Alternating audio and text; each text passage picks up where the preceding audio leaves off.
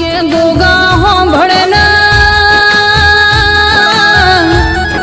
જેના ઓગણ લીલા ઝાડની સોયાન જેના ઉમર માવતરની માયા હોય જેના ઘરના ખૂણામાં તારા જેવા દેવનો દીવો ને દીવાની જાગતી જ્યોત હોય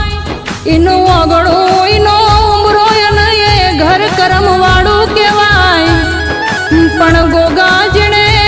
નોના નોનપણમાં માવતરની માયા ખોઈ હોય જેને હંતોકનો સોયો